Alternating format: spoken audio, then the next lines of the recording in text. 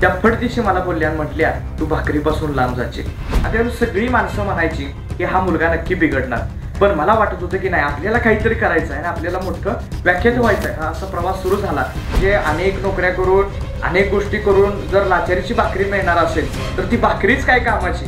मी खरं म्हणजे पहिल्यांदा अडल तसं कुणालाच म्हटलं नव्हतं. मी स्वतःलाच पहिल्यांदा एक ठरलं होतं की नाही आपल्याला महाराष्ट्रातलं सर्वोत्तम वक्ता व्हायचं आहे. मला कितीही कष्ट करायला लागू देत, काही करायला लागू देत, पण एक दिवस तरी असं नाव यावं की महाराष्ट्रातला सर्वोत्तम वक्ता. त्याच्या पुढे नावच नको. तुम्ही कधीच स्वतःचा रेट काढला नाही. म्हणजे मी 25,000च्या आत येत नाही, मी 35,000च्या आत येत नाही. तुम्हाला गुरुनं कितीही सांगितलं, तुम्हाला कितीही अनुभवानं शिकवलं, पुस्तकानेही किती ज्ञान मिळालं, तरी तुमची किंमत आणि तुमची लायकी, तुमची पात्रता ही प्रेक्षकच ठरवणार आहे. माझे गुरु मला नेहमी सांगायचे की तुम्हाला मी कधीही करिअरच्या बाबतीत मदत करणार नाही. नमस्कार, मी चेतन सावंत. स्पेशल गोष्टच्या आजच्या एपिसोडमध्ये आपणा सर्वांचं मनपूर्वक स्वागत.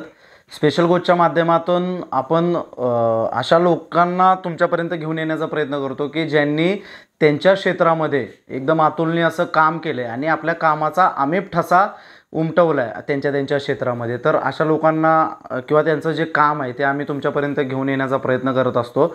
आजपर्यंत आम्ही बऱ्याच लोकांना इंट्रोड्यूस तुमच्यापर्यंत केले. तर आज अशाच प्रकारे स्पेशल गोष्टमध्ये युवा व्याख्याते अभिजित कोळी ह्यांचा जो प्रवास आहे आणि अगदी कमी वयामधला प्रवास आहे. म्हणजे ते युवा व्याख्याते म्हणून मी तुम्हाला सांगितलं, वयाच्या 16 वर्षापासून त्यांनी व्याख्यान द्यायला सुरुवात केली आणि अगदी अल्पावधीमध्ये ह्या 6-7 वर्षामध्ये त्यांचा व्याख्यानाचा जो डंका आहे तो राज्याबाहेर देखील गेलेला आहे. तर नेमकी त्यांची सुरुवात कशी झाली, त्यांचा प्रवास आणि ते ज्या पद्धतीने छत्रपती शिवाजी महाराज, छत्रपती संभाजी महाराज, फुलेशाह आंबेडकरांना ज्या वेगळ्या पद्धतीने प्रेझेंट करतात किंवा ज्या पर्स्पेक्टिव्हने लोकांपुढे घेऊन येतात, तो जो त्यांचा पर्स्पेक्टिव्ह आहे किंवा लोकांकडून येणारा जो प्रतिसाद आहे, ह्या सगळ्या गोष्टींचा आपण उहापोह करण्याचा प्रयत्न करणार आहोत. तर अभिजितराव, तुमचं स्पेशल गोष्टमध्ये मनापासून स्वागत. आमचा अजून एक हेतू हा आहे की असं कमी वयामध्ये म्हणजे एक वेगळ्या करिअरच्या वाटा, म्हणजे मळलेल्या वाटांवरून न जाता करिअरच्या नवीन वाटावरून जाऊन एक स्वतःच्या इच्छाशक्तीच्या जोरावर, आत्मविश्वासाच्या जोरावरती आणि एक अभ्यासाच्या जोरावरती एक खूप चांगल्या पद्धतीने स्वतःचं स्वत्व तयार करता येतं, ह्याचं मूर्तिमंत उदाहरण आहे. आणि ही मुलाखत तुम्ही पाहिल्यानंतर ते कशा पद्धतीने उदाहरण आहे हे तुमच्या लक्षात नक्कीच येईल. तर अभिजित दादा, मला पहिलाच प्रश्न हा तुमच्याकडून जाणून घ्यायचा आहे की तुम्ही अभिजित कोळी होता आणि तुमच्या नावापुढे जे युवा व्याख्याते लावता, तर ते व्याख्याते होण्यापर्यंतचा प्रवास तुमचा थोडक्यात सांगा मला. थोडक्यात सांगतो म्हणजे की लहानपणापासून भाषणाची आवड होतीच. म्हणजे की पहिलं की सांगायचं म्हणजे की आई नेहमी म्हणायची की हा खूप बडबडतोय. कारण काय व्हायचं की मला काही माहिती असू दे नसू दे, परंतु मी लहानपणी लोकांना रंगवून खूप सांगायचो आणि तीच कला माझ्या शिक्षकांनी ओळखली होती. आणि आम्ही शिक्षक म्हटले की ह्याला आपण भाषणामध्ये आपण हे उभा करूया, नक्कीच ती कला त्याची उपयोगाला पडेल. मग मी भाषण द्यायला सुरुवात केली. त्यावेळेला मला म्हणायचे की पाठ करू लावायची की अध्यक्ष महर्षण पूज्य गुरुजन वर्ग, पण ते मला कधीच जमलं नाही. मला रांगड्या भाषेमध्ये मला जे वाटतं ते म्हणजे पाठांतून मला कधी झालं नाही, ते जमायला लागलं. मग त्याचा फायदा काय व्हायला लागला, नंतर ज्यावेळेला मी असं सहज बोलायला लागलो किंवा मला म्हणजे ते आतून यायला लागलं, ते परीक्षकांना खूप भावत होतं. त्यामुळं मला त्याच्यामध्ये नंबर यायचा. आणि मला एक गोष्ट माझ्या आयुष्यात कुठली चांगली घडली की मी समाधानी कधी राहिलो नाही.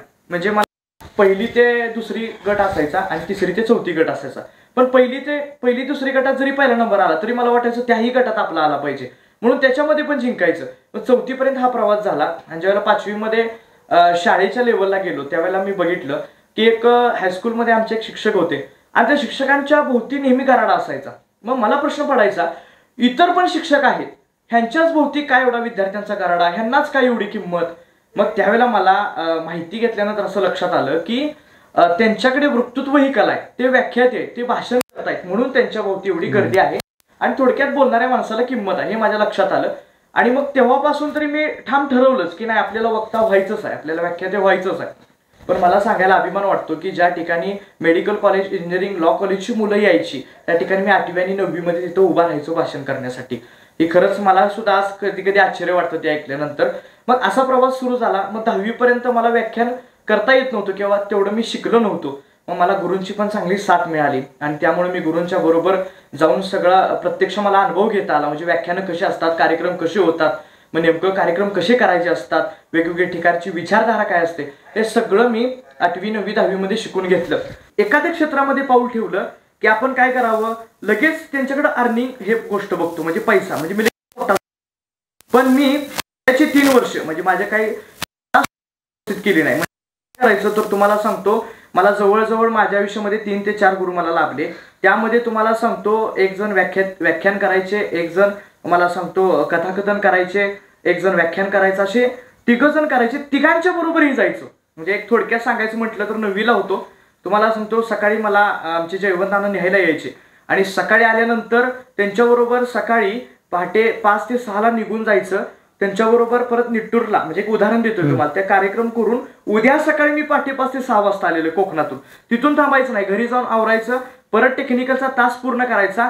त्यानंतर परत मी खरात सरांच्या बरोबर जायचं आणि त्यांच्या बरोबर जाऊन परत दुपारीपर्यंत 5-6 पर्यंत यायचं, परत दुसऱ्यांबरोबर जायचं. असं करून माझा पूर्ण वेळ त्यामध्ये जायचा. आणि त्यावेळी सगळी माणसं म्हणायची की हा मुलगा नक्की बिघडणार.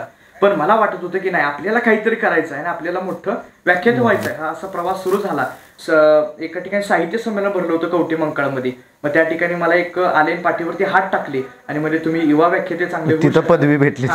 तेव्हापासून मग ते म्हणजे तुमच्या त्या दृढ निश्चयाच्या जोरावरती आणि ती जी तुम्ही त्या महाविद्यालयीन काळात किंवा शाळेत जी मेहनत तीच पायाभरणी होती तुमची खऱ्या अर्थाने. तर त्या शाळेत असताना कधी वाटलं होतं की किंवा त्यावेळेला दुसरं काय असं करिअरचं काय वाटत होतं की आपलं व्याख्याचंच व्हायचं? असं काय होत होतं, आता तुम्हाला मी खरं सांगतो, म्हणजे असं झालं की मला पहिल्यापासून भाषणच चांगलं जमतं. व्याख्यान हा 10वी नंतरचा भाग आहे. पण व्हायचं काय, चित्रकलेची स्पर्धा आहे तरी मी भाग घ्यायचो, खेळाची स्पर्धा आहे तरी मी भाग घेत होतो, आदर्श विद्यार्थीची कॅटेगरी आली तरी मी भाग घ्यायचो. सगळे म्हणायचे की ह्याला सगळ्या क्षेत्रात काय घेणं देणं आहे. मी असा विद्यार्थी होतो, तुम्हाला सांगतो, विद्यार्थी 3 प्रकारचे असतात. एक म्हणजे पहिल्यांदा तो पहिल्या बेंचवर बसतो, दुसरा असतो तो पाठीमागच्या बेंचवर बसतो आणि टिंगल टावळ्या करत असतो, आणि तिसरा विद्यार्थी असतो तो कसा असतो की तो थोडा अभ्यासही करतो, थोडा दंगाही, पण तिसरी त्याची चांगली गोष्ट असते ती म्हणजे सगळ्यामध्ये तो भाग घेतो. मग मला थोडं कशी सवय होती, पुढं करायची किंवा म्हणजे आवड होती जास्त, आणि त्यामुळे मी सगळ्या स्पर्धेमध्ये भाग घ्यायचं. बरेच लोक यायचे आणि म्हणायचे की तुला काय व्हायचं आहे. त्यावेळेला मी वर्गामध्ये सगळ्यात उठून सगळ्यांना सांगत होतो की मला युवा व्याख्याता व्हायचं आहे, म्हणजे मला व्याख्याता व्हायचं आहे आणि महाराष्ट्रातला सर्वोत्तम व्याख्याता व्हायचं आहे. हेच माझ्या डोळ्यासमोर टार्गेट होतं. मी एक तुम्हाला या ठिकाणी उदाहरण असं वाटतं की एकदा काय झालं होतं, IIT कॉलेजचे एक प्रिन्सिपल आमच्या कुंडलच्या हायस्कूलमध्ये आल्या होत्या. मग आल्यानंतर ते आले आणि तुम्हाला सांगतो ते सांगत होते की IIT मध्ये कसं जायचं. मग त्यावेळेला सगळेजण सांगत होते. मग प्रत्येकाला उभा केलं आणि उभा केल्यानंतर विचारलं, कोणी सांगितलं डॉक्टर व्हायचं, इंजिनियर व्हायचा, वकील व्हायचा, कंडक्टर व्हायचा, IAS व्हायचा आहे. पण मला असं पहिल्यापासून वाटायचं की मला यातलं काहीच वाटत नव्हतं की आपण व्हावं. आणि मला उभा केलं कारण की मी जरा दरवाजाच्या कडेला उभा बसलो होतो. त्यांना राग आला थोडासा आणि मला म्हटले, मूर्ख आहेस काय म्हटले, मी एवढं सांगते तुला काय व्हायचं, उभा राहा. मग मी उभा राहिलो आणि म्हटलं, मॅडम मला महाराष्ट्रातला सर्वोत्तम वक्ता व्हायचा आहे. त्या फटदिशी मला बोलल्या आणि म्हटल्या, तू भाकरीपासून लांब जाशील. मी त्यांना सांगितलं, म्हटलं की मायकल जॅक्सन ज्यावेळेला वयाच्या 6व्या वर्षी स्टार झाला, वयाच्या 11व्या वर्षी त्यानं जगविक्रम मोडून काढले. पण ज्या वेळेला म्हटलं एक ब्लॅक अँड व्हाईट टीव्ही वरती ते कॅस्पर नावाच्या पोराच्या वयाच्याच म्हणजे तुम्हाला सांगतो वय 14 असेल त्या पोराचं, ती कुठली एक स्टेप बघितली, ती पाठीमागे यायचा, ती स्टेप बघितल्यानंतर तर तो म्हटला की नाही मला हा मुलगा कुठे आहे मला बघायचा आहे. म्हणून त्यानं न्यूयॉर्कमध्ये प्रचंड शोध घेतला आणि परत त्याच्या लक्षात आलं तालुकास्तरीय एक स्पर्धा झाली, त्याच्यामध्ये त्याचा प्रथम क्रमांक आला होता. मग त्याला शोधला आणि त्याच्या पुढे उभा राहिल्यानंतर मुलगा दचकला आणि पोरगा म्हटला की अरे बापरे, जग विख्यात असलेला मायकल जॅक्सन माझ्या समोर उभा आहे. त्याला बघितलं आणि तुम्हाला सांगतो त्याला बघितल्यानंतर त्याची स्टेप केली आणि मायकल जॅक्सन तसं करायचा प्रयत्न केला. पण तुम्हाला सांगतो दादा, आतापर्यंत वैशिष्ट्य मायकल जॅक्सन हा कधीही 1.5 मिनिटाच्या वर कालावधी लागला नव्हता त्याला ती स्टेप माहिती करून घेण्यासाठी, शिकण्यासाठी. पण तब्बल तो 1-2 तास शिकत होता तरी तो स्टेप शिकत नव्हता. तर तुम्हाला सांगतो मग त्यावेळेला त्याच्या वडिलांच्याकडे गेला मायकल जॅक्सन, म्हटलं की पप्पा आतापर्यंत मी एवढ्याच स्टेप बघितल्या पण मला कधीच एवढा कालावधी लागला नाही, नेमकं काय झालं. त्यावेळेला त्यांनी सांगितलं, म्हटले मायकल तू तुझ्या अजूनही अहंभावामध्ये आहेस, तू अजूनही तुझ्या गर्वामध्ये आहे, तू जा आणि त्या पोरापाशी एकदा व्यवस्थित स्टेप शिक. तुम्हाला सांगतो ते पोरग मायकल जॅक्सन गेला आणि तुम्हाला सांगतो मायकल जॅक्सन गेल्यानंतर तो म्हटला एवढे जोरात स्टेप, तुझ्या पायात काही चक्रे आहेत का नेमके? त्याने बघितलं आणि मायकल जॅक्सन तुम्हाला सांगतो खाली गुडघे टेकला आणि खाली बघितलं तर त्याच्या पायात चक्रे नव्हते. आणि ते सगळं बघितल्यानंतर पाठीमागे ज्या वेळेला येतो त्यावेळेला त्याचे वडील त्याला विचारतात आणि म्हणतात, अरे मायकल, वयाच्या 6व्या वर्षी स्टार झालास, वयाच्या 11 वर्षी सगळे विक्रम मोडून काढलेस, वयाच्या 21व्या वर्षी तू जगातला सुपरस्टार झालास, पण मला एक सांग, एवढा मोठा तू जगविख्यात डान्सर, पण तू वयाच्या 14व्या वर्षी असलेल्या पोराचे पाय का धरलेस? त्यावेळेला तुम्हाला सांगतो मायकल जॅक्सन म्हणला, पप्पा, जोपर्यंत मी माझ्यातली मीपणा काढत नव्हतो तोपर्यंत मला ती स्टेप येत नव्हती. त्या स्टेप म्हणजे मुनवॉक आहे. मॅडम, मला एकच सांगायचं आहे, म्हटलं लक्षात ठेवा, क्षेत्र कुठे, फक्त आपण त्या क्षेत्राकडे बघतो कुठल्या दृष्टिकोनातून. म्हणजे तुम्ही जसं मला मगाशी म्हटला की भाकरीपासून तू लांब जाशील, पण मला असं वाटतं की जे अनेक नोकऱ्या करून अनेक गोष्टी करून जर लाचारीची भाकरी मिळणार असेल तर ती भाकरीच काय कामाची. म्हणून मॅडमना त्यावेळेला उत्तर दिलं, मॅडमना सांगितलं, मॅडम काही होऊ दे पण मला महाराष्ट्रातला सर्वोत्तम वक्ता व्हायचा आहे. वक्ता होण्याकडे वाटचाल सुरू झाली. मला सांगा, आता महाराष्ट्रात वक्ते तर खूप आहेत, म्हणजे अनेक गावोगावी वक्त्यांची म्हणजे एकदम रेग आहे. तर तुमची नेमकी थीम, तुमची संकल्पना ह्या महापुरुषांना मांडण्याची नेमकी कशा प्रकारे आहे तुमची? तुम्हाला सांगतो, प्रत्येक वेळेला एखादा महाराष्ट्रामध्ये दंगल घडली, देशामध्ये दंगल घडली की लोकांची डीपी बदलतात. म्हणजे बघा तुम्ही, वेगवेगळ्या कलरचे, आणि मग निळं वादळ, पिवळं वादळ, त्यानंतर केशरी वादळ, अशी वादळं महाराष्ट्रात अनेक वेळेला तयार होत असतात. पण मला असा प्रश्न पडतो पहिल्यांदा की छत्रपती शिवाजी महाराजांनी हिंदवी स्वराज्य निर्माण केलं आणि ते रयतेसाठी केलं, पण पहिल्यांदा जर छत्रपती शिवाजी महाराजांची समाधी कोणी शोधली असेल तर ते महात्मा ज्योतिराव फुलेंनी शोधली. त्यानंतर महात्मा ज्योतिराव फुलेंना गुरु भारतरत्न डॉक्टर बाबासाहेब आंबेडकर मानत होते, हेही तितकंच सत्य. मग मला सांगा, त्यानंतर राजश्री शाहू महाराजांना पण मानत होते बाबासाहेब आंबेडकर, अण्णाभाऊ साठे बाबासाहेब आंबेडकरांना मानत होते. मग नेमकं ही सगळी चारही महापुरुष जर आपण विचार केला, छत्रपती शिवाजी महाराज आणि फुले शाहू आंबेडकर आणि अण्णाभाऊ साठे, ह्यांचा लोकांविषयी काहीतरी बदल घडवण्याचा ह्यांचा विचार एक होता. किंवा भले शिवाजी महाराजांचं स्वराज्य तयार करण्याची संकल्पना होती, बाबासाहेबांनी संधी समानता दर्जा देण्याचं काम केलं, पण मला म्हणायचं आहे, ह्या लोकांनी आतापर्यंत संधी समानता दर्जा मिळावा किंवा लोकांच्यावर अन्याय होऊ नये म्हणून हिने आपलं आयुष्य पणाला लावलं. पण तेच आज काही समाजकंटक किंवा समाजातली माणसं म्हणतात बाबासाहेब आमचे नाहीत, काही जण म्हणतात शिवाजी महाराज आमचे नाहीत, काय म्हणतात अण्णाभाऊ साठे आमचे नाहीत. मग मला असं म्हणायचं आहे, या सगळ्यांची विचारधारा एक होती, तर आपण का त्यांच्यामध्ये फूट पाडतोय किंवा वेगवेगळे म्हणतोय? तर त्यापेक्षा आपण सगळेच आपले आहेत, ही भूमिका मी आतापर्यंत व्याख्यानातून मांडायची पहिल्यांदा सुरुवात केली. म्हणजे की फुले शाहू आंबेडकर असू देत, छत्रपती शिवाजी महाराज असू देत, त्यांचा कुठेतरी एकेकीपणा तुम्ही दाखवण्याचं काम आतापर्यंत व्याख्यानामध्ये केलेलं आहे. म्हणजे त्यानंतर आणि दुसरा मुद्दा की फक्त हेच करत नाही, म्हणजे की आता काय झालं, शिवाजी महाराजांचा इतिहास सांगेन मी शांत बसेन असं करत नाही. तर मला पहिल्यांदा वाटतं की शिवाजी महाराजांचा इतिहास ऐकून आपल्या अंगावर काटे नक्कीच येतील, पण त्यातून काहीतरी घेतलं पाहिजे. म्हणून मी पहिल्यांदा नवीन विषय आणला, छत्रपती शिवाजी महाराज व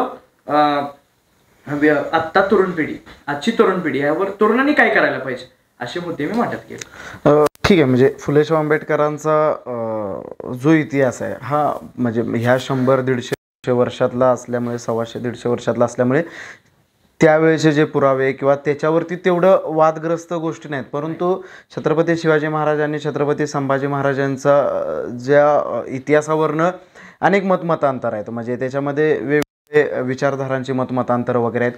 मग हे असं व्याख्यानाला गेल्यानंतर किंवा काय असे कमी अधिक काय अनुभव येतात का तुम्हाला, की बाबा त्या ठिकाणी कशा पद्धतीने प्रेझेंट करायचं किंवा तुमच्या आतून तुम्हाला कसं वाटतं? आता बरं झालं, चांगला प्रश्न विचारला. प्रॉब्लेम काय होतोय, आता व्याख्यानाला एवढ्या ठिकाणी फिरतोय, पण म्हणजे मला कुणावर टीका करायची नाही, पण सध्या असं होतंय की शिवाजी महाराज सर्वांचे होते. म्हणजे मला हा शब्द सांगावासा वाटतो की आलमगिरी औरंगजेब बादशाह, म्हणजे आपला प्रचंड त्याला राग आल्यानंतर तो म्हणायचा की मरहट्टे को हम क्या करे. त्यावेळी तो मरहट्टा हा कुणाला म्हणायचा, तर 18 पगड जाती 12 बलुतेदार सर्व जाती धर्मातल्या लोकांनी मिळून हे हिंदवी स्वराज्य तयार केलं, तर तो त्यांना मरहट्टा म्हणत होता. म्हणून मला इथं परत आणि ठळकपणे सांगावंसं वाटतं की तो मरहट्टा म्हणत होता, तो सगळ्या जाती धर्मातला होता. पण आत्ता काय झालंय माहितीये का, सध्या मी भाषण ऐकतोय, व्याख्यानं करतोय, काही ठिकाणी मला असा अनुभव येतोय व्याख्यानाला जायच्या अगोदर बोलवलं जातं आणि म्हणतात की महाराज पूर्ण हिंदुत्ववादी मांडायचे. मग मला असा प्रश्न पडतो, हिंदुत्ववादी म्हणजे कसं मांडायचं नेमकं? तर त्यांचं असं मत आहे की हिंदुत्ववादी म्हणजे तुम्ही एखाद्या समाजाच्या विरोधात मांडायचं. हा पण प्रवाह ठीक आहे. दुसऱ्या ठिकाणी मला अनुभव असा येतो की म्हणतात की म्हणजे आता त्या मला धर्माचं किंवा जातीचं नाव घ्यायचं नाही, म्हणतात की त्यांनी खोटा इतिहास लिहिला आतापर्यंत, त्यांनी आतापर्यंत शिवाजी महाराजांचा चुकीचा इतिहास लिहिला, त्यांच्या विरुद्ध तुम्ही बोला. मी त्यांना असं म्हणतो की कुठलाही जात कुठलाही धर्म वाईट नाहीये, ती प्रवृत्ती वाईट आहे, हे मी त्यांना सांगतो. लोकांचा काय फीडबॅक येतो? आता तुम्ही मागच्या 7 वर्षांपासून व्याख्यान करतायत, कसा प्रतिसाद आहे लोकांचा? महाराष्ट्रात तरी आता अशी परिस्थिती आहे, म्हणजे देशात तर आहेच, की छत्रपती शिवाजी महाराज हा प्रत्येकाच्या काळजातला विषय. म्हणजे शिवाजी महाराज म्हटलं की का कोणास ठाऊक आजही रक्त सळसळतं. मग त्याच्यामध्ये मला गोविंद पानसरेंच्या पुस्तकातला एक पुरावा द्यावासा वाटतो की प्रख्यात्रे म्हणायचे बाकीच्या राज्यांना भूगोल आहे, माझ्या महाराष्ट्राला इतिहास आहे. इतका मोठा प्रचंड इतिहास आहे, त्यामुळे लोकांचा मला चांगला प्रतिसाद मिळतोय. पण माझं असं मत आहे की लोकांनी छत्रपती शिवाजी महाराजांचा इतिहास ऐकलाच पाहिजे. माझं त्याविषयी दुमत नाही.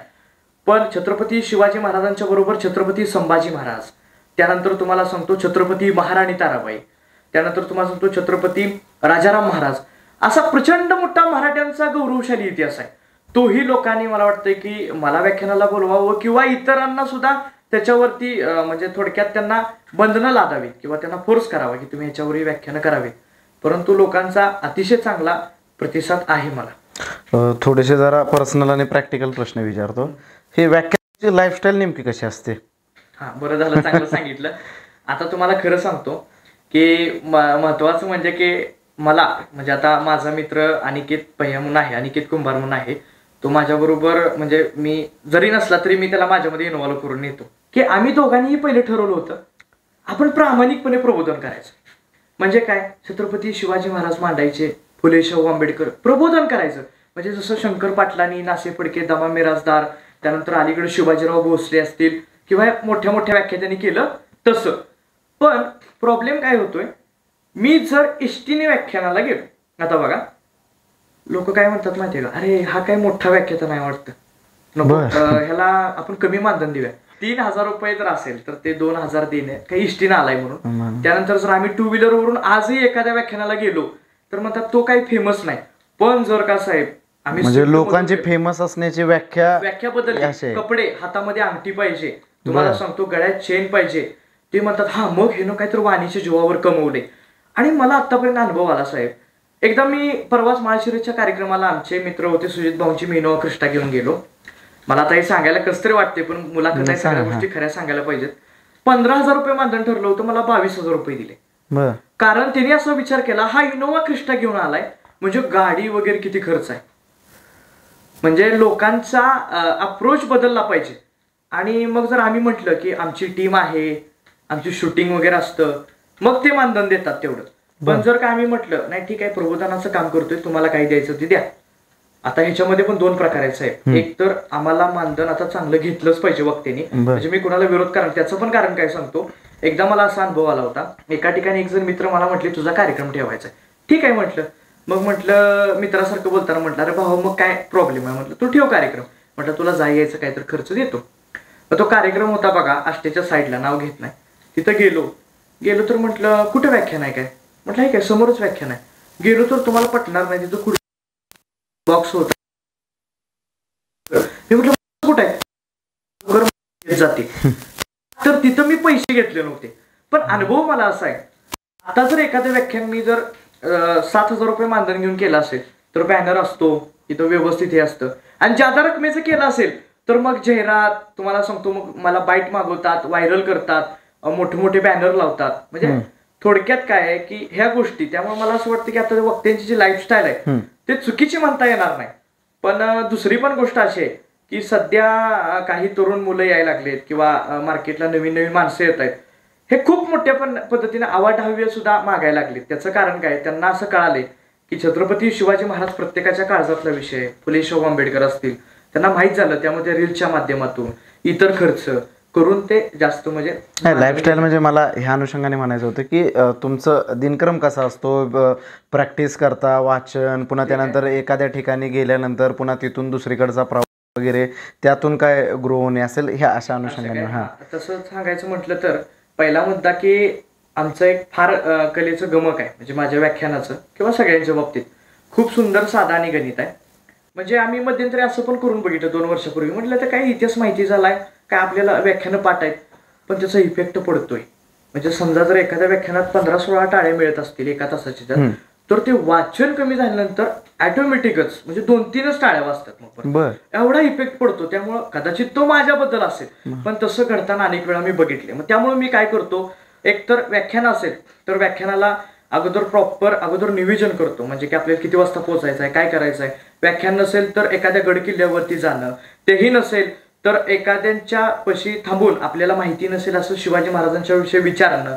त्यानंतर तुम्हाला सांगतो, तरुणांच्या मध्ये नेमकं शिवाजी महाराजांना आवड काय आहे इतिहासाची, त्यांना कोणत्या अँगलनं महाराज पाहिजेत किंवा त्यांना कोणत्या अँगलनं माहीत नाहीत, हा इतिहासाच्या बाबतीत झालं. सामाजिकच्या बाबतीत तेच. अजून एक मला प्रश्न असा विचारायचा आहे की प्रत्येक क्षेत्रामध्ये प्रत्येक जो न्यू कमर असतो तो ते अगोदरच्या कुणाला तरी एक प्रेरणा मानत असतो किंवा कुणाला तरी इन्स्पिरेशन मानत असतो. तर ह्या क्षेत्रात तुमचं प्रेरणा कोण व्यक्ती आहे आणि असेल तर मग कोण आहे? आणि पहिला म्हणजे बरं झालं मला सांगितलं. मी खरं म्हणजे पहिल्यांदा आयडॉल तसं कुणालाच मानलं नव्हतं. बरं. मी स्वतःलाच पहिल्यांदा एक ठरवलं होतं की नाही, आपल्याला महाराष्ट्रातला सर्वोत्तम वक्ता व्हायचंय. आणि मी आयडॉल का मानलं नव्हतं, मला एक वाटत होतं एखाद्याला मी आयडॉल केलं तर काय होईल, त्याच्यापर्यंतच मी पोहोचेल. कदाचित जर तो महाराष्ट्रातला सर्वोत्तम वक्ता नसेल तर, म्हणून मी आयडॉल कधीच मानलं नव्हतं. हा, पण मात्र मी मार्गदर्शन घेण्यासाठी काही म्हणजे वक्त्यांना किंवा लोकांशी जवळीकता केली होती किंवा त्यांच्याशी मी अत्यंत प्रेमानं सलोग्यानं वागलो होतो. ते म्हणजे महाराष्ट्रातील नामवंत कथाकथनकार मान्य जयवंत आवटे यांच्याशी मी हे केलं होतं.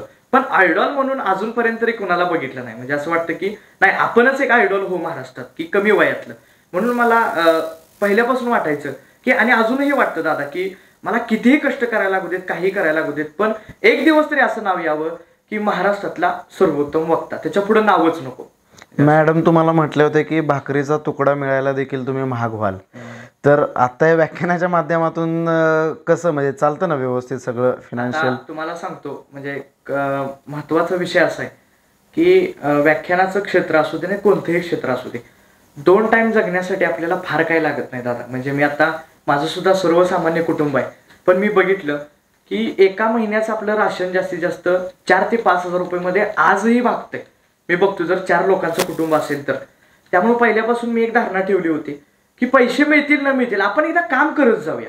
आणि तुम्हाला पटणार नाही, म्हणजे मी अनिकेत कुंभार म्हणून होते, त्यांना सातत्यानं घेऊन फिरत होतो. त्यांनी माझा समोरून प्रवास बघितलाय की लोक मला पहिल्यांदा नारळ द्यायचे. लोक काय म्हणायचे, नारळ दे, तो पण काहीतरी हातात द्यायला, गुच्छ 150 रुपयाला, त्यापेक्षा 20 रुपयाचा नारळ दिलेला बरा, नारळ द्यायचे. पण परत आम्हीच थोडा बदल काय केला, आणि मी काय म्हटलं, नाही तर जरा जा यायचं वगैरे पैसे लागतात. माणसांनी 100 रुपये द्यायला सुरुवात केली, परत 150 रुपये, मग परत व्याख्यानं केली. आणि त्यातून माझी एक गोष्ट लक्षात आली, कुठल्याही वक्त्यानं येणाऱ्या महाराष्ट्रात स्वतःचा दर ठरवता कामा नये, लोकच ठरवतात. म्हणजे मला एक अनुभव आला, कधी मी असं सुरुवात केली, म्हणजे मी आतापर्यंत दादा प्रामाणिकपणे सांगतो, मी कधीच स्वतःचा रेट काढला नाही. म्हणजे मी 25,000च्या आत येत नाही, मी 35,000च्या आत येत नाही. मी फक्त एकच म्हणतो, दादा माझं पूर्ण घर याच्यावरती चालतं आणि मी करिअर म्हणून निवडलेलं आहे. तुम्ही माझं व्याख्यान ऐका, तुम्ही ठरवा, तुम्हाला पटणार नाही दादा. एक ठिकाणी माझ्यावर वेळ आलेली आहे की, एक उदाहरणच तुम्हाला देतो. उंबरजपाशी शिवडे म्हणून गाव आहे, तिथं माझा कार्यक्रम खरं म्हणजे 5,000 रुपयाला ठरला होता. आणि मी त्यांना मानधनच सांगितलं नव्हतं. आणि त्यांना म्हटलं तुम्हाला काही द्यायचे ते द्या. पाठीमागे येताना गाडीच्या वेळेला आम्ही पाकिट फोडलं, त्यावेळेला त्याच्यामध्ये 9,000 रुपये होते. म्हणजे मला हे सांगायचं की आपल्यामध्ये गुणवत्ता पाहिजे, आपल्यामध्ये तेवढे पोटेन्शियल पाहिजे, लोक द्यायला तयार आहे. म्हणजे आपलं पोटेन्शियल असेल तर नारळापासून अगदी मोठा पल्ला देखील. परंतु ह्या सगळ्या ह्याच्यातला हा जो प्रवास होता हा काही सोपा नव्हता, ह्याच्या पाठीमागे काही मोठा संघर्ष आहे. बरं, तुम्हाला फॅमिली बॅकग्राऊंड तुमचं एवढं सशक्त नव्हतं आर्थिकदृष्ट्या. म्हणजे तुमचं, मी एका ठिकाणी व्हिडिओ पाहिला त्यावेळेला तुमच्या बोलण्यातूनच आलं की तुमच्या वगैरे करायचं. फॅमिली बॅकग्राऊंड नेमकं कसं होतं? म्हणजे असा विषय झाला होता की पूर्वी आमचे वडील मार्केटिंगमध्ये काम करायचे. मग संजय गोडावतमध्ये वगैरे काम करत असताना त्यांना त्यावेळेला चांगले पैसे मिळायचे. पण परत एक काळ असा आला की त्यांचा तो व्यवसाय बंद झाला. पण त्याही पूर्वी मला सांगावंसं वाटतं की म्हणजे मी पप्पांच्याकडून किंवा इतर माणसांच्याकडून ऐकून आहे वडिलांच्या बद्दल की वडील आमचे पूर्वी भाजपमध्ये काम करायचे. म्हणजे पूर्वी बरं का, आता ती कंडिशन नाहीये. तर काम करत असताना त्यांचं नितीन गडकरी असतील, प्रकाश जावडेकर ह्यांच्याबरोबर त्याचा संबंध आला होता किंवा सहवास. त्यामुळे त्यांच्यामध्ये एक अशी मनामध्ये ज्योत पेटलेली किंवा त्यांना स्वाभिमान इतका होता, म्हणजे आजही आहे, की काही जरी झालं तर चालेल, मी बरे ताट वागून मी मोडेल पण मी कुणापाशी वाकणार नाही, कुणापाशी झुकणार नाही. हे मी त्यांचं लहानपणापासून बघितलं. म्हणजे एक वेळेला आजही त्यांची तुम्हाला सांगतो त्यावेळेला घेतलेली त्यांनी एमएटी गाडी आहे, ते आजही त्यांच्याकडे एमएटीच गाडी आहे. लोकांच्याकडं त्यावेळेला त्यांच्याबरोबर एमएटी घेतलेले लोकांच्याकडे आज इनोवा क्रिस्टा आले त्यांच्याबरोबर, त्यांच्याकडे एमएटी आहे. त्यांचं मत एकच, मी घरात चटणी भाकरी खाईन पण कुणापुढेही झुकणार नाही, अशी सगळी परिस्थिती होती. त्यामुळे आम्हाला नक्कीच हालाकी दिवस काढावे लागले. आणि मग नंतरच्या कालखंडामध्ये आईला बाजारमध्ये काम करावं लागलं. त्यानंतर परत तुम्हाला सांगतो असं घरातल्यांना वगैरे संघर्ष करावा लागला. तसं म्हणायला गेलं तर फॅमिली बॅकग्राऊंड अतिशय गरिबीचंच होतं. म्हणजे ह्या चांगल्या क्षेत्राकडे आल्यामुळं आता व्यवस्थित थोडंसं आई वडील देखील समाधानी आनंदी असतील. आणि आता त्या बाबतीत सांगायचं म्हटलं तर आई माझी एवढी खुश आहे की काय होत होतं, पहिल्यापासून आमच्या आईला असं म्हणायचे की पोरगी कोणत्या घरात गेली नेमकी, म्हणजे तिच्या माहेरी असं म्हणायचे. त्याचं कारण काय होतं तर वडील आमचे जास्त पैसे कमवत नव्हते. पण आज आईला आमचं एवढं समाधान वाटतं. माझी आई कधी जर समजा गावातून चालत निघाली आणि जर एखाद्या 5-7 मुलांना किंवा मुलींच्या घराड्यात जर लक्षात आलं की अभिजित कोळीची मम्मी, तर त्या मुली किंवा मुलं जाऊन आईच्या पाया पडतात आणि म्हणतात की नाही खरंच तुम्ही खूप भाग्यवान आहे बरं का, तुम्ही म्हणजे अभिजितची मम्मी आहे. म्हणजे खरं म्हणजे मी भाग्यवान आहे, परंतु ते म्हणतात त्यावेळेला आईला जगातला सगळ्यात मोठा आनंद होतो.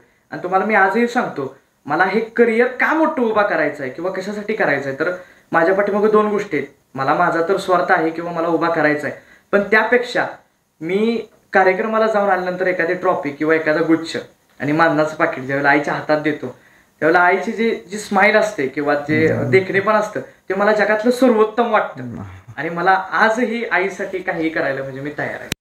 खरंच ग्रेट. म्हणजे ज्यावेळेला आपल्या कर्तृत्वामुळे ज्यावेळेला आई वडिलांना ओळख मिळते किंवा काय, तो आनंद म्हणजे एकदम ज्याला परमानंद म्हणतो आपण त्या प्रकारचा आनंद आहे आणि त्याची तुलना कशाशीच होऊ शकत नाही. जे आता पोरं जे ह्या क्षेत्रात इच्छित आहेत, तर हे कसं आहे करिअर, म्हणजे डूज आणि डोंट्स यातले काय सांगाल, म्हणजे काय करावं किंवा काय नाही करायला पाहिजे ह्या क्षेत्रात येत असताना? पहिला मुद्दा म्हणजे मी ही भीती घालतोय असा भाग नाही, कदाचित हे ऐकणाऱ्यांना वाटेल हा भीतीदायक बोलतोय. हे करिअर दादा खरंच खूप अवघड आहे किंवा खूप स्ट्रगल आहे याच्यामध्ये.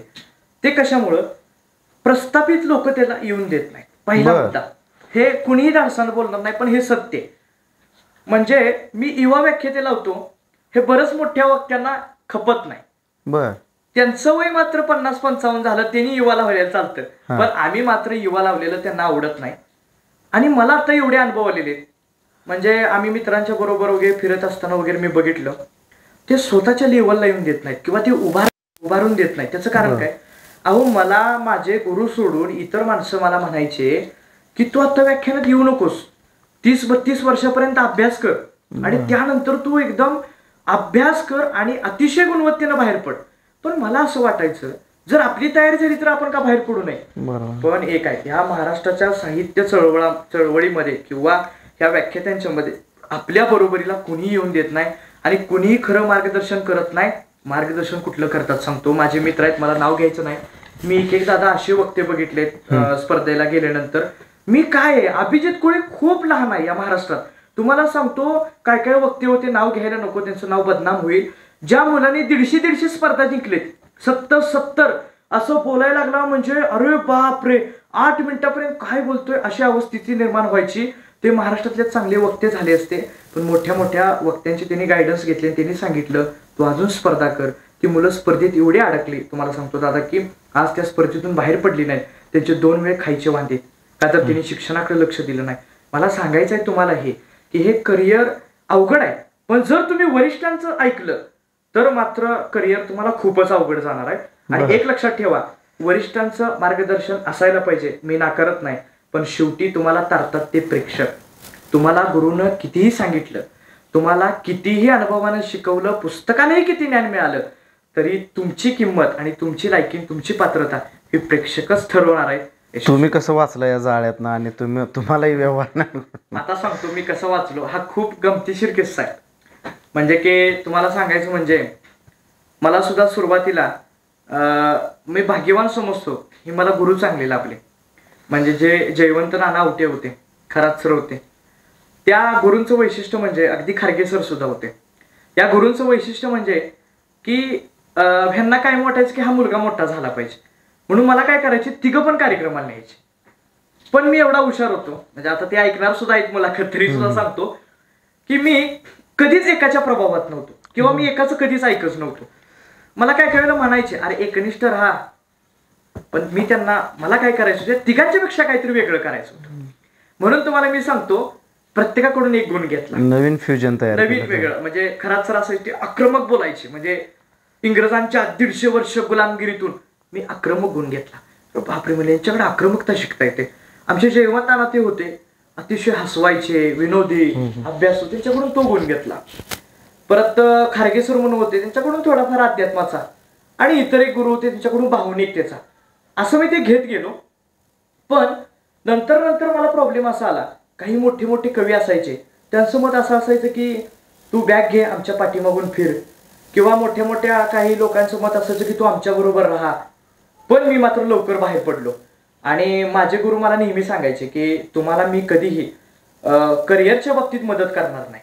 म्हणजे मी तुम्हाला चांगलं शिकवीन, पुस्तकं चांगलं देईल, पण स्वतःच्या पायावर तुम्हाला उभा राहायला लागेल. ही मला फार भीती होती. ते कोण म्हणायचं हे पण तुम्हाला सांगतो, जयवंत नाना आवटे म्हणायचे, ग्रामीण कथाकथनकार. पण मला आज कळतं की त्यांनी तसं मला तयार केलं, म्हणून मी त्या ठिकाणी उभा राहिलो. हेही त्यांचं योगदान आहेच. नक्कीच. परंतु मला एक वाटतं की ह्या जाळ्यातून सुटलो म्हणजे की एक केलं, ऐकावे जनाचे करावे मनाचे, ही मी गोष्ट पहिल्यापासून केली. म्हणजे आजही मला एखादा येऊन म्हटला, नाही नाही तू शिवाजी महाराज जरा खूप गडबडीत सांगतो किंवा खूप आक्रमक, जरा थांब, तर मला असा अनुभव आलाय साहेब, पटणार नाही. माणसं ही बदल का सांगत असतात, किंवा हे येणाऱ्या तरुण मुलांनी पण लक्षात घेतलं पाहिजे, का सांगत असतात, तर त्यांना स्वतःला दाखवायचं असतं मी किती शहाणा आहे, स्वतःला दाखवायचं मी किती ग्रेट आहे, म्हणून ते बदल किंवा चूक काढायची काय म्हणून ते सांगतात. पण तू माहितीसाठी सांगतो की तेच व्याख्यान जर मी दुसऱ्यांदा केलं, त्याला जर नेलं असं व्याख्यानला, आणि मी म्हटलं आता पाठीमागं सांगितलं तो मी सगळा बदल केलाय, आता कसं व्याख्यान वाटलं, आता बघ झाला, हे व्याख्यान तुझं खूप सुंदर झालं बघ. म्हणजे असं बदल करत जा. ऍक्च्युली बदल मी काहीच केला नव्हता, लोकांची ही मानसिकता आहे. म्हणजे थोडक्यात मी माझ्या पद्धतीने गेलो. मला हे सांगा, म्हणजे हे व्याख्यानाची ही जर्नी कमी वेळेतली फार मोठी जर्नी आहे, म्हणजे कमी कालावधीतला मोठा प्रवास आहे. तर यातला एखादा तुमच्या आठवणीत आयुष्यभर राहील असं तुम्हाला वाटतं, असा हृदयस्पर्शी प्रसंग एखादा? मध्यंतरी तामिळनाडू व्याख्यानाला गेलो. तो माझ्या आयुष्यातला अस्मरणीय प्रसंग ह्यासाठी की मला पहिल्यांदा वाटत होतं की तामिळनाडू सारख्या ठिकाणी जातोय जिथं हिंदी भाषा सुद्धा माणसं सरळ ऐकून घेत नाहीत, मराठी भाषा तर लांबचा विषय, आणि तिथं फक्त तमिळ चालते.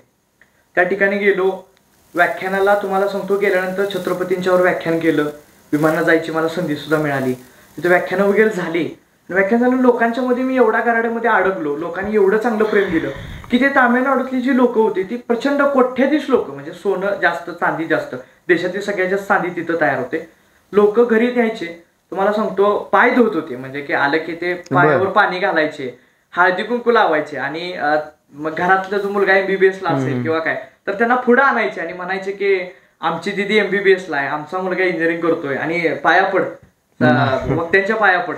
मला असं वाटायचं की आपलं वय आता 21-22 आहे, 22-23, आणि त्यांचं वय 25-26 आहे, तरी ते आपल्या पाया पडतात. ही खरंच माझ्यासाठी अविस्मरणीय गोष्ट होती. आणि तामिळनाडूमध्ये ज्यावेळेला मी व्याख्यान झाल्यानंतर इतर ठिकाणी फिरलो, मला 2 ते 3 तास लोकांनी एवढं सामान दिलं. म्हणजे तुम्हाला सांगतो, कोणी कपडे दिले, कोणी चक्की दिली, कोणी लाडू दिला, तर त्यांना कोण सांगायचं विमानातून एवढं जाऊ शकत नाही, एवढं मला म्हणजे प्रेम दिलं.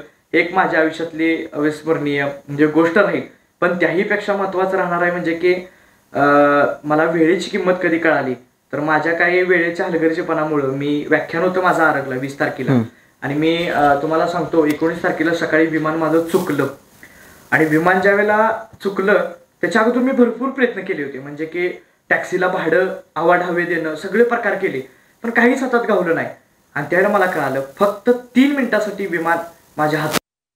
आणि मी माझ्या मित्राला फोन केला, अनिकेत भैयाला, की अनिकेत कुंभारला, आणि अक्षरशः मी रडलो आणि म्हटलं की मी काय करू आता, म्हणजे की मला अशी भीती वाटते की 20 तारखेला व्याख्यान आहे, गावातली लोक जमणार आहेत आणि लोकांना विचारा तर लोक म्हणतात 12-13 तास लागणार तुला जायला, मग मी कसं करू? तर त्यावेळेला मग तिने मला मॅप शोधून दिला, मग तो म्हटला तू आत्ता निघ, तिकडून एक गाडी बोलव. मग अशा बसून गेलो. म्हणजे तो एक माझ्या आयुष्यातला खूप अविस्मरणीय क्षण आहे.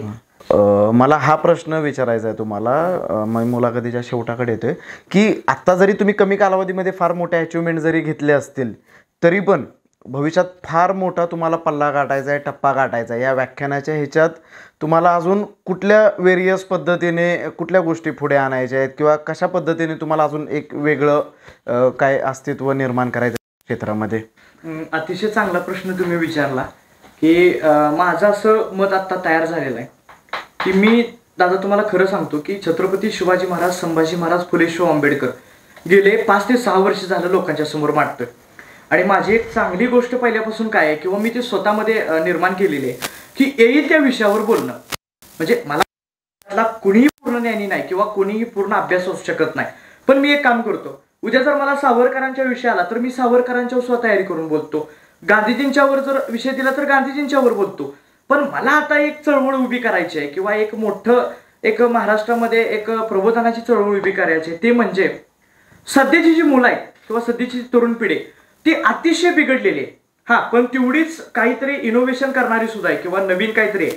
पण प्रॉब्लेम असा झालाय की म्हणजे 2 महिने झालं मी विषय पण तो तयार करतोय.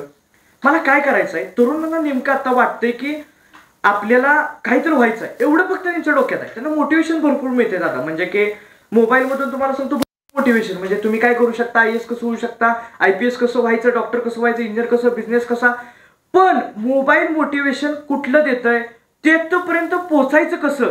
उदाहरण देतो, एखादा बिझनेस एखाद्या मुलानं युट्यूबला बघून टाकला, पण बिझनेसमध्ये लॉस गेल्यानंतर तिथून बाहेर हे युट्यूब शिकवत नाही. त्यामुळं मला काय चळवळ उभी करायची आहे तर मुलांना नेमकं वास्तविक सांगायचं आहे. म्हणजे हे करंटचे मुद्दे, म्हणजे प्रॅक्टिकली मला आता इथून पुढे चळवळ उभी करायची आहे. म्हणजे दुसरा मुद्दा की आता खास करून म्हणजे मुलींच्या बद्दल मला एक गोष्ट सांगावीशी वाटते. म्हणजे मला एक अनुभव आला, म्हणजे की आत्ताच्या मुलींचं काय झालंय की मुलींना वाटतं की काय नाही, आपण एखादा चांगला बॉयफ्रेंड शोधावा, एखादा चांगला, आणि त्यानंतर आपलं आयुष्य चांगलं जाईल त्याला जर तो चांगला कमवत वगैरे असेल तर.